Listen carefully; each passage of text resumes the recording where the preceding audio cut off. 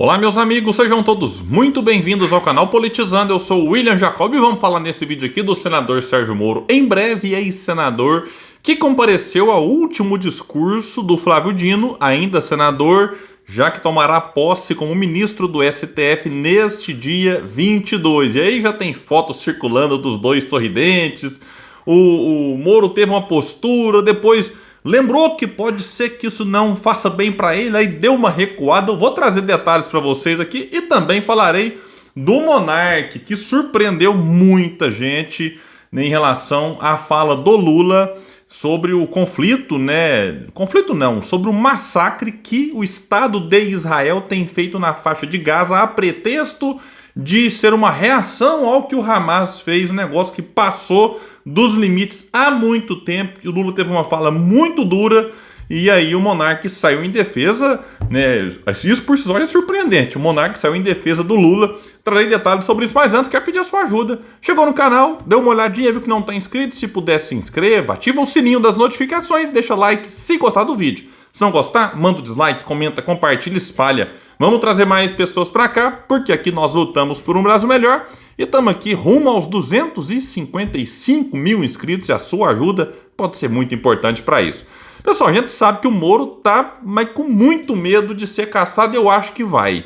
Eu não sei o que vai acontecer antes, se é a prisão de Bolsonaro ou se é a cassação do Sérgio Moro, mas eu acredito que em breve, a não ser que algo de muito extraordinário a favor dele aconteça, ele será um ex-senador e tá barato. Depois de tudo que ele fez, né, contra o interesse nacional, a pretexto de combater corrupção, que tem que ser combatida mesmo, mas de uma forma que você preserve as empresas e os empregos, sendo que aqui, né, destruíram as empresas, destruíram as nacionais, beneficiando as internacionais. Então, empresas aí de construção civil da Europa, dos Estados Unidos, de outros países aí, enfim, né, nadaram de braçada com o que aconteceu aqui com as empreiteiras no Brasil, que se tinha corrupção e tinha mesmo, tinha que ser punido ali, os donos, enfim, mas tentando preservar ao máximo a empresa e os empregos. Então, mas sem falar outras coisas, um juiz que combina com promotor, juiz tem que ser imparcial, não tem que tomar lado, e a conversa revelada, as conversas, na verdade, né, que foram divulgadas aí dele com o Dallagnol e outros, é uma coisa vergonhosa que se fosse em outros países já estaria na cadeia. Sem falar outras questões mais aí. Então tá barato ficar só caçado,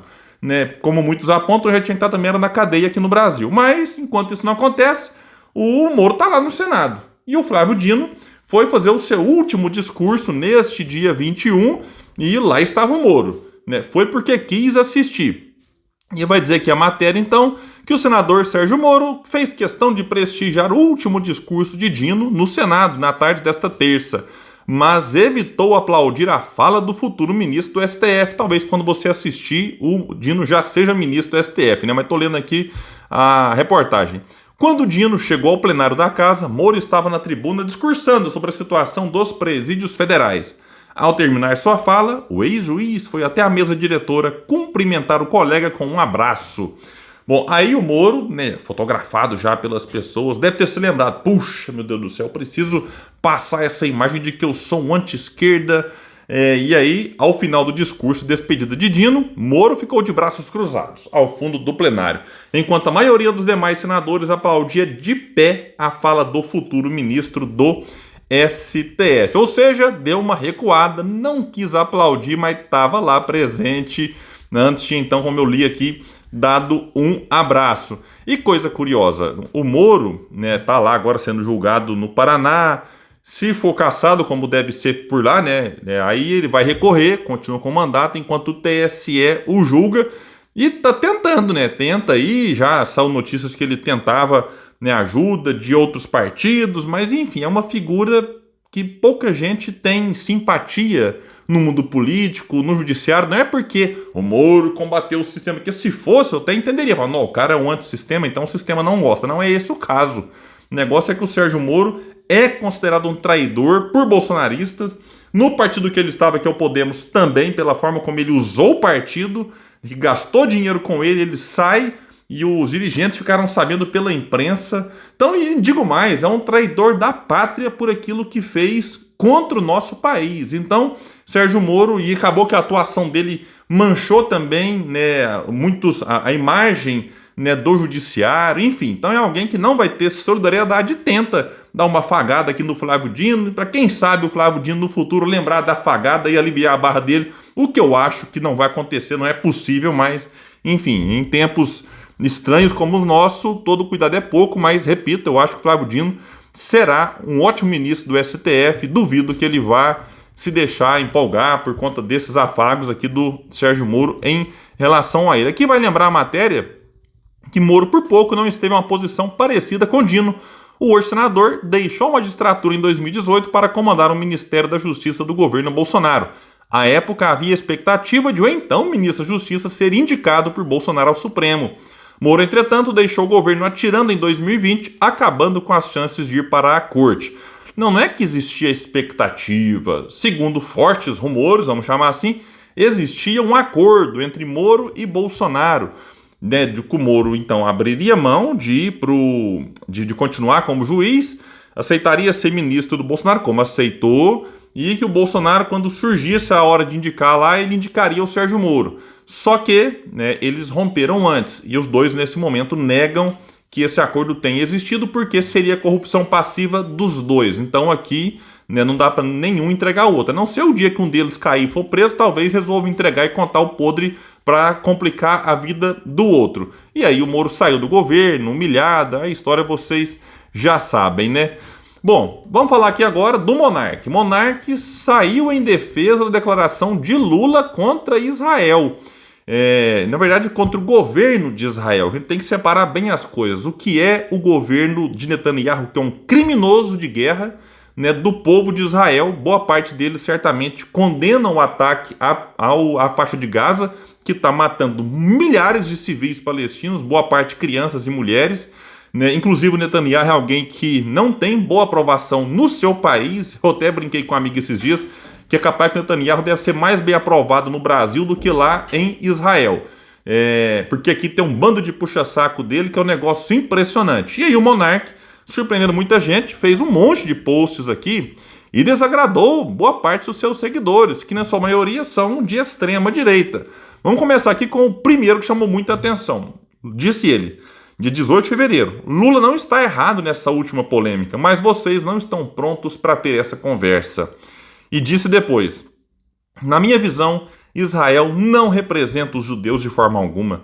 Quem representa é a Torá. O governo de Israel passou do limite da proporcionalidade. Olha que frase aqui que eu concordo 100%. Né? Passou do ponto.